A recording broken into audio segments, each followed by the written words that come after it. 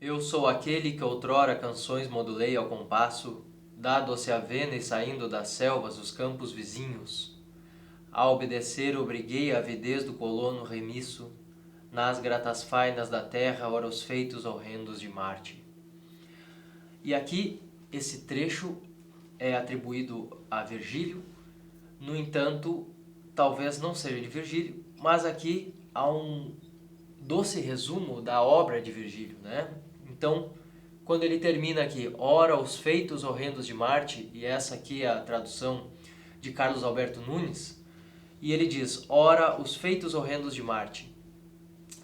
Isso aqui trata-se da própria Eneida de Virgílio, que foi feita sob o império de Augusto, em que ele pela primeira vez descreve, assim como fez Homero falando da Ilíada, a volta, né, ou melhor, a fuga de Enéas da guerra de Troia após a cidade de Troia ter sido acabada, dominada. Então, Enéas sai a sua viagem para tentar formar uma nova civilização. E é aqui que Virgílio liga o povo italiano, liga o Lácio a essa história tão antiga e tão perfeita antes narrada por Homero, né? Temos aqui então esse pequeno trecho e, é claro, faz menção também às obras anteriores que traziam um contraste muito grande com a própria Guerra de Troia ou com o próprio tema das guerras, como é também a Eneida, quando ele fala nessa parte do canto da doce avena, né? Ou disso que foi modulado ao compasso e depois daquilo que diz respeito ao colono e que diz respeito a também os pastores, certo? Então nós estamos falando também das bucólicas e das geórgicas. Esse trecho em latim, só por uma questão de curiosidade, nós dizemos Illego quicquam gratili modulatus avena carmet agressus silvis vicina coegi ut quam vis avido pererent arva colono gratum opus agricolis at nunc orentia martis. At nunc orentia martis. Então, também poderíamos dizer, mas agora, no entanto, os horrores de Marte.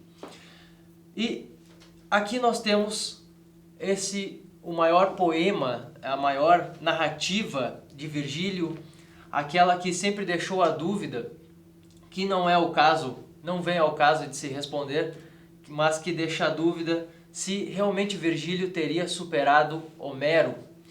Hoje, dia 15 de outubro, é o dia do nascimento de Virgílio e fazemos aqui essa breve apresentação da Eneida, não só como algo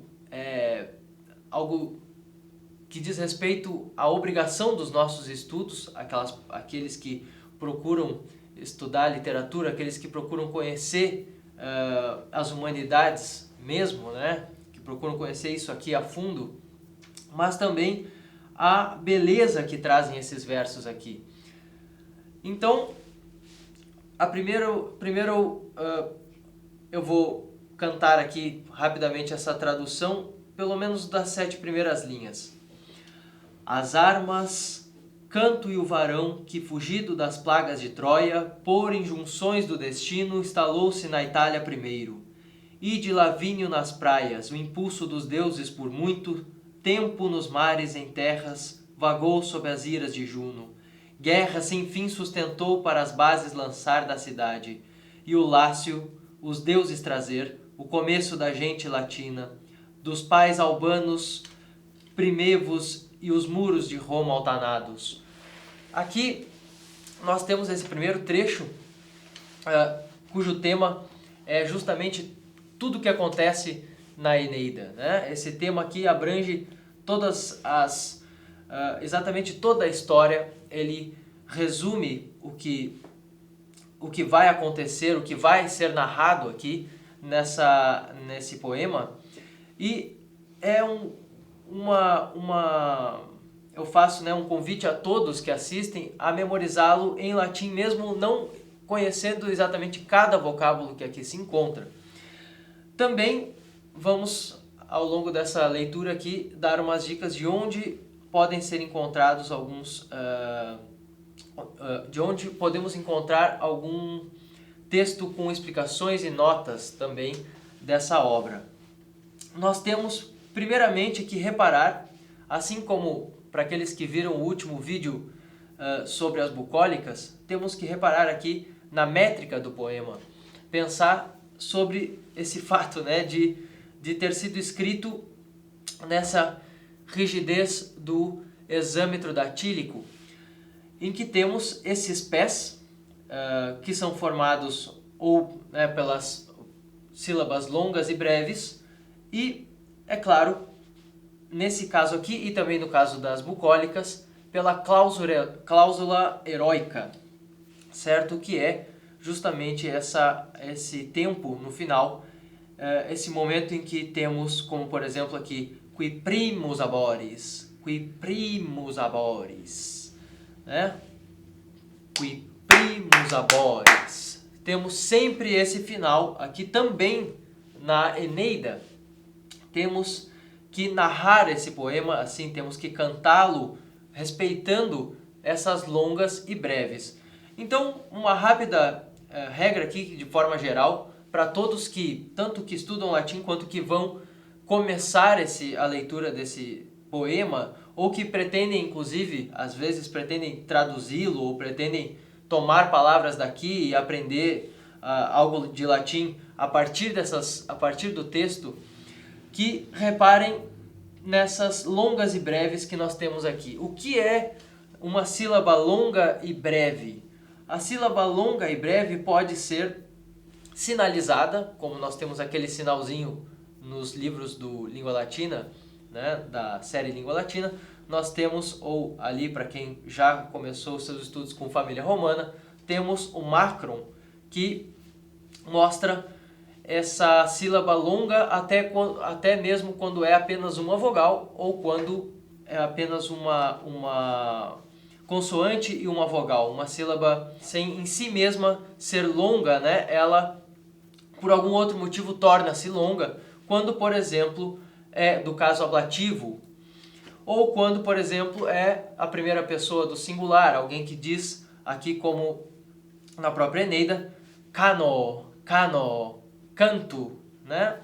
Então, nós teremos aqui, reparando nessas longas e breves, leremos assim: Arma virumque cano Troie qui primus aboris, Italiam fato profugus Laviniaque venit, litora multum ille terris iactatus et alto, vis superum seve memorem iunonis obiram, multa quoquet bello passus dum condere turbem, inferretque Deos Latio genus umde Latinum, Albanique patres atque alte menia Rome. Então, essa leitura e esse conhecimento de como se forma uma vogal longa e breve é o que vai nos fazer ler nesse ritmo empregado pelo autor. É muito importante não só repararmos nisso, é claro, mas notar que nós teremos as elisões, como temos aqui uma elisão em atqualte menia Rome, e temos uma outra elisão menos perceptível em Laviniaque venit, em que nós não dizemos Laviniaque, nós dizemos Laviniaque venit.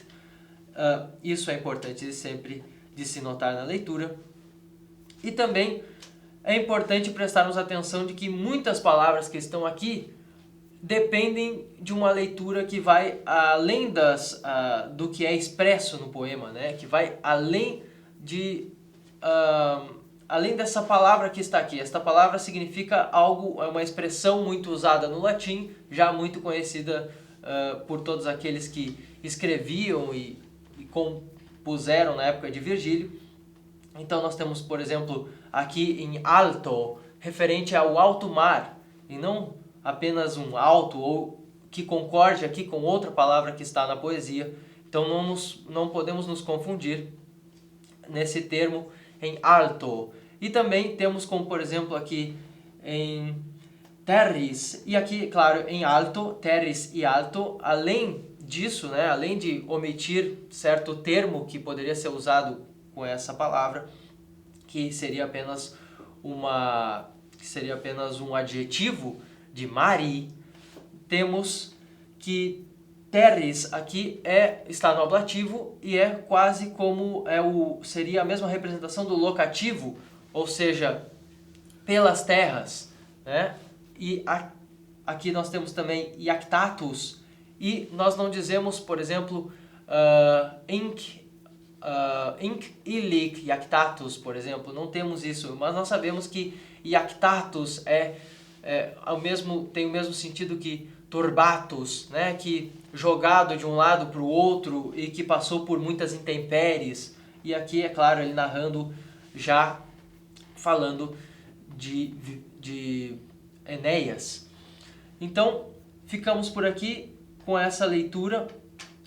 Todos que quiserem agora saber melhor sobre o poema, sobre todo o assunto do poema, também temos a recomendação aqui da Eneida, com alguns dos livros da Eneida. Não temos como mostrar a capa aqui, mas deixamos alguma imagem. Da Academia Vivarium Novum, esta edição que tem todas as notas de cada palavra que tem na Eneida, cada termo omisso que vai aparecer aqui.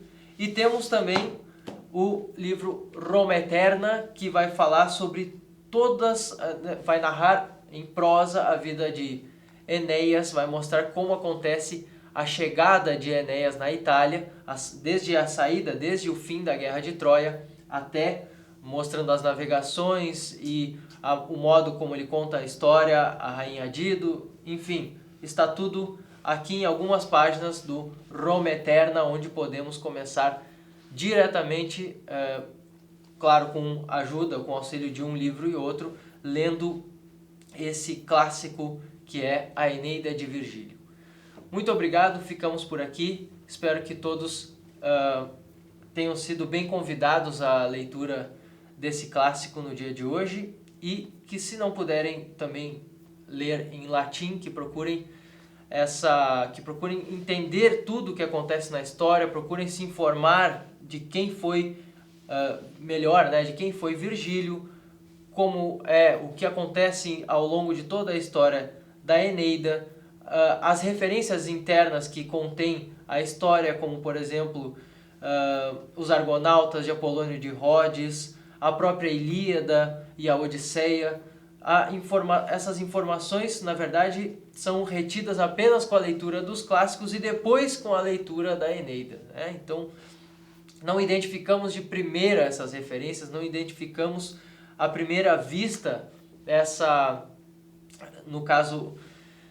intercontextualização aqui desses textos, né, e dessas obras. Mas fica então esse convite. Muito obrigado e tenham uma ótima leitura de Virgílio no dia em que comemoramos o seu aniversário.